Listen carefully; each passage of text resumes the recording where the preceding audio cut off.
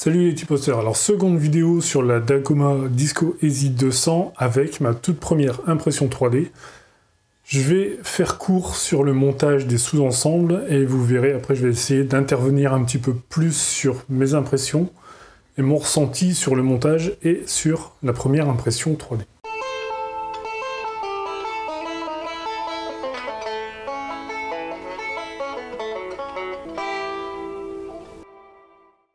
Avant de vous montrer la suite du montage, on va passer sur un timelapse de l'assemblage de tous ces petits éléments. C'est pour moi le plus chiant de l'assemblage, je dirais, donc je vais le passer vite pour après en venir à l'essentiel et l'assemblage complet de la machine.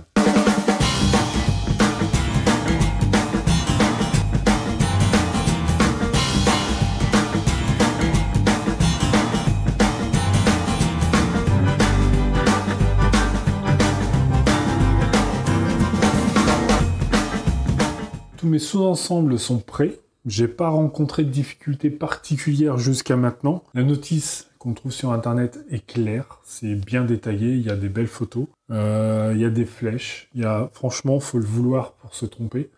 Il y a juste moi un moment où j'ai eu un doute, mais c'est parce que j'ai fait une petite erreur et j'ai confondu deux vis, donc c'est un peu ma faute. Sinon, à part ça, rien de spécial. Donc maintenant, je continue, j'assemble la machine complète avant de passer à la partie électronique.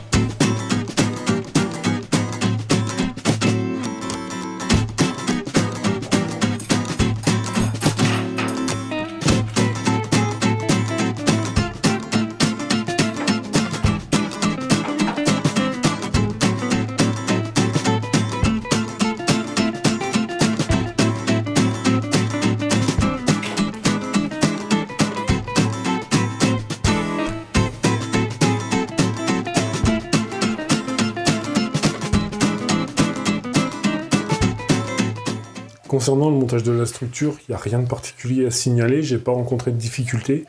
Peut-être les carters de protection de la structure au niveau bas, mais ça reste abordable pour la majorité d'entre nous. Il n'y a franchement pas de surprise si vous lisez correctement la notice et que vous faites bien attention à ce que vous faites.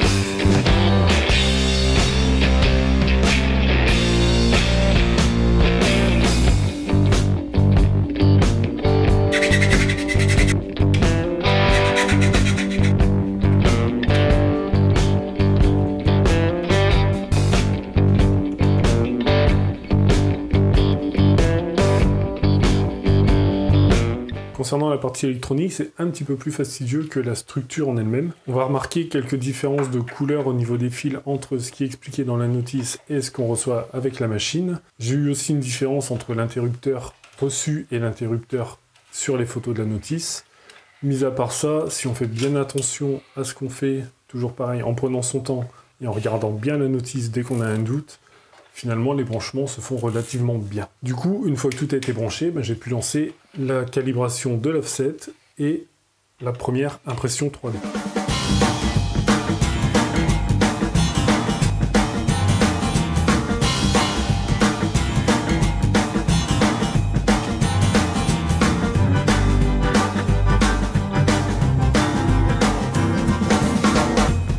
J'ai rencontré un petit souci au niveau de la mise en route de la machine au moment où j'ai dû calibrer la hauteur de tête d'impression. En fait, ce qui s'est passé, c'est qu'en branchant l'alimentation sur la machine et en appuyant sur le bouton ON, la carte de la machine ne se mettait pas en route. La diode témoin de mise sous tension ne s'allumait pas. Donc j'ai envoyé un petit mail à la demoiselle qui m'a fourni l'imprimante et elle m'a renvoyé vers l'assistance technique interactive du site Dagoma. Sur cette assistance technique, vous répondez par oui ou par non à des questions sur vos problèmes. Moi j'avais un problème d'alimentation, la carte ne s'allumait pas et en fait j'ai trouvé la solution dans cette assistance et tout simplement les deux fils d'alimentation étaient inversés. Je pense qu'à ce niveau-là il y a un petit couac au niveau de la notice. Alors c'est peut-être un point à vérifier.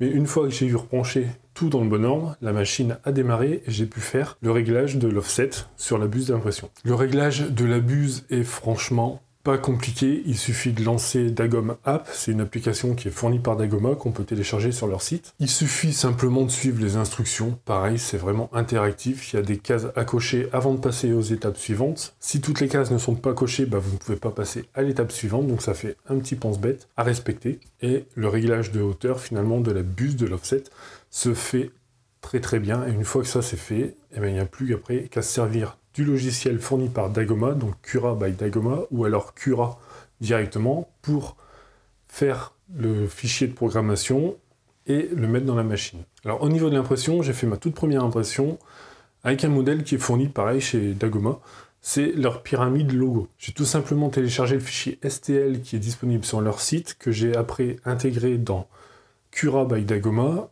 avec les réglages qui vont bien. Donc là j'ai fait un réglage fin pour voir ce que ça donnait en 0,1 mm de hauteur de couche, donc 100 microns. Ça génère un fichier sur une carte SD, il suffit ensuite de mettre la carte SD dans la machine, de mettre la machine sous tension, et tout se fait tout seul, il n'y a rien à faire. Il n'y a pas de commande spéciale, il n'y a pas de ligne de code à rentrer dans le logiciel, c'est vous importez un modèle, vous l'exportez avec vos paramètres, vous mettez la carte dans la machine, vous mettez la machine sous tension et l'impression se lance. Et après, il suffit juste d'être patient pour recevoir la petite impression 3D. Mes premières impressions sur la Discoeasy 200 sont vraiment bonnes, je dirais.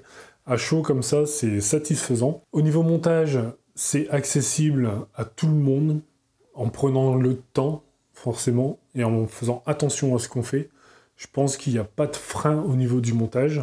Pour ce qui est du premier réglage sur la hauteur de la tête d'impression, c'est pareil, le logiciel est très bien fait, ça se fait intuitivement je dirais.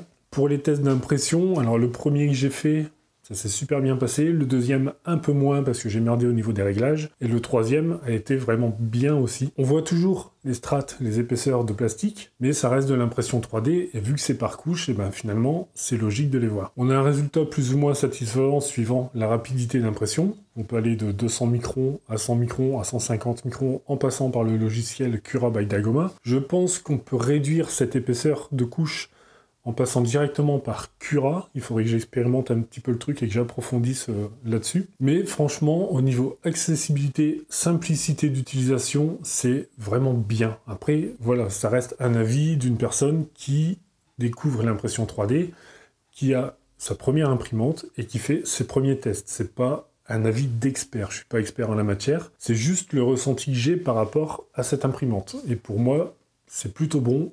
Je pense pour démarrer, c'est carrément satisfaisant. Maintenant, reste à voir un petit peu, réfléchir sur les idées à mettre en place et pouvoir jumeler l'impression 3D et le travail du bois. Donc là-dessus, je vous réserve un petit projet bois plastique et ensuite je vais regarder ce que je peux faire au niveau amélioration machine, gabarit, réfléchir un petit peu à tout ça et je vous présenterai d'autres vidéos qui viendront bientôt.